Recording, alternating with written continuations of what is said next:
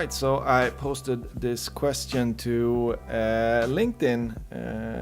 Do you have an opinion about digital strategy? I have thought strategically and worked tactically over the past 20 years. I believe that there's a full range of questions we need to answer in order to create a good strategy that you can make into tactics. And what I mean by that is essentially I've met so much poor strategy over the past years when I haven't worked on developing them, and it's as though it's leaving you hanging. It doesn't give you a direction on where you can actually take the business or where you should be taking the business, and you don't hear any why.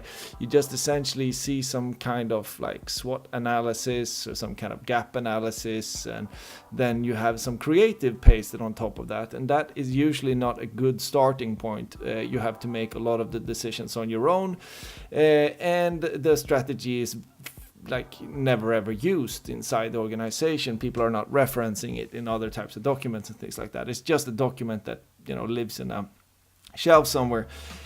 So that's why I started this questioning in this post. And I mean, it is sort of a trigger because I want to know what you guys feel. There should be some questions that we could find that are similar for all businesses when you should be developing a strategy so that you don't end up in the wrong place.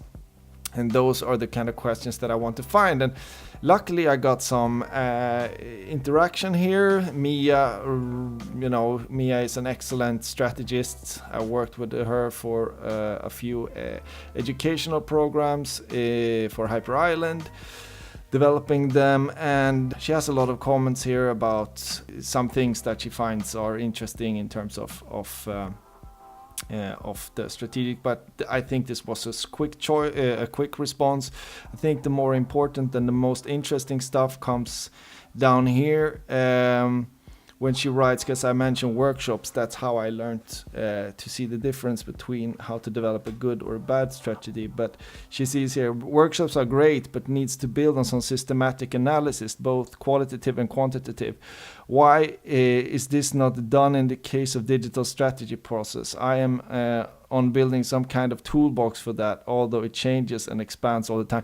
And I would love for that to happen. And I so sincerely hope that that will be the case, that she does this little toolbox, because then I'll just link to that and everything will be fine if she publishes it online.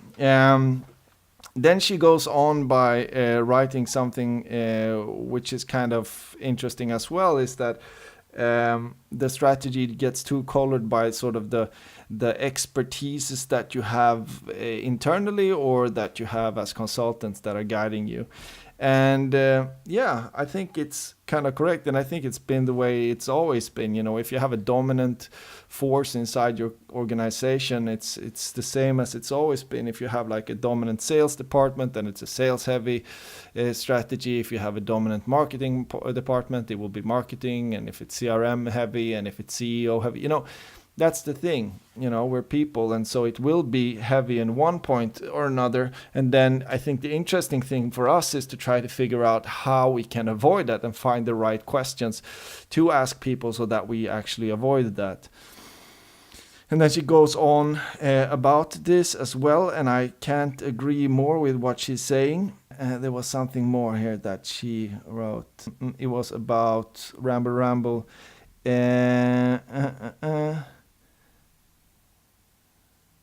Yeah, here we go. Many methods are just digital versions of very old methods from the offline world, and combining it with digital tools would allow them and companies they work for to stand on the shoulders of giants instead of claiming to have invented the wheel.